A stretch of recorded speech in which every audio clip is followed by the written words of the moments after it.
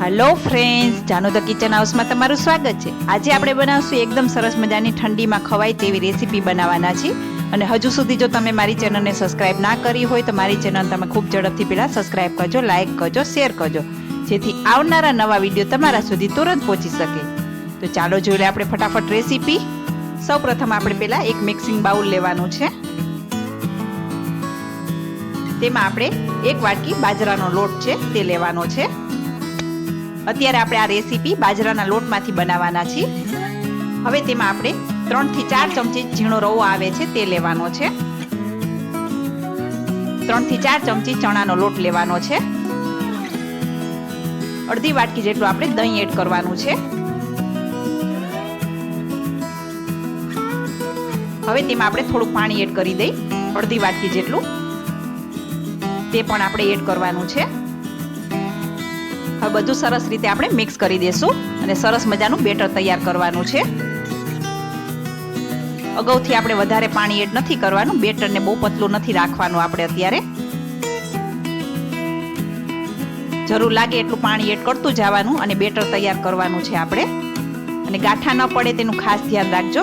તમે જોઈ શકો છો સરસ મજાનું બેટર તૈયાર થઈ ગયું છે। બસ આવું લચકા પડતું જ બેટર આપણે અત્યારે રાખવાનું છે। હવે ઢાંકીને આપણે તેને 10 મિનિટ માટે રેસ્ટ આપવાનો છે।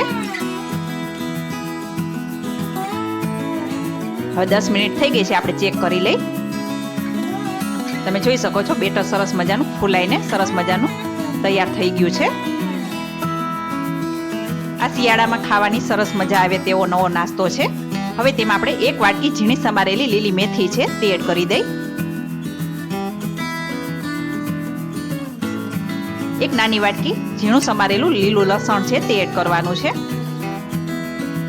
1 વાટકી જેટલું ખમણેલું ગાજર છે તે પણ આપણે એડ કરી દઈ। એક નાની વાટકી કોથમીર છે ઝીણી સમારેલી તે એડ કરી દઈ। એક નંગ ઝીણું સમારેલું લીલું મરચું છે તે એડ કરવાનું છે। જો તમે લસણ ન ખાતા હોય તો સ્કીપ કરી શકો છો। અત્યારે શિયાળામાં શાકભાજી ખૂબ જ સરસ પ્રમાણમાં આવતા હોય એટલા માટે આપણે અત્યારે જે અવેલેબલ હોય તે જ આપણે શાકભાજી એડ કરવાના છે। 1 ચમચી આદુનું છીણ છે તે એડ કરી દઈ। 1 ચમચી ગરમ મસાલો છે તે એડ કરવાનો છે, કિચન કિંગ હોય તે જ આપણે। 5 ચમચી જેટલી હળદર એડ કરી દઈ। 1 ચમચી લાલ મરચું પાવડર છે તે એડ કરવાનું છે।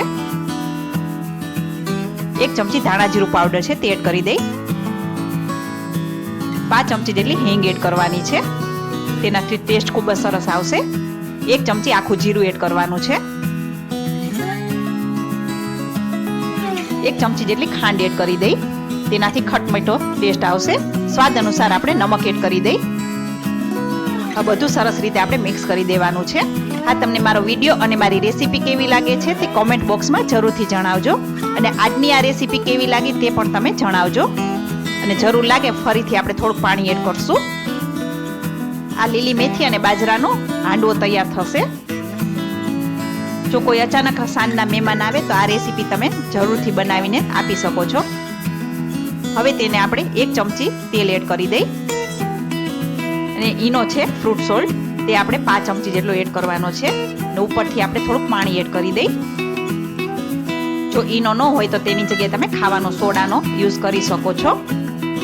તેલનો યુઝ કરવાથી અંદરથી સોફ્ટ થશે અને બહારથી ક્રિસ્પી બનશે આપણો હાંડવો। બસ થઈ ગયું છે બેટર તૈયાર। હવે એક આપણે નાનું નોનસ્ટિક પેન મૂકવાનું છે।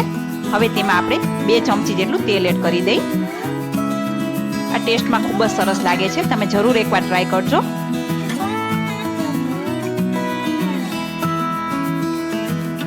હવે તેમાં આપણે સફેદ તલ છે તે થોડાક સ્પ્રિંકલ કરવાના છે નીચેની સાઈડ। અને જે બનાવેલું બેટર છે તે આપણે 1 ચમચા જેટલું તેમાં પાથરી દેવાનું છે।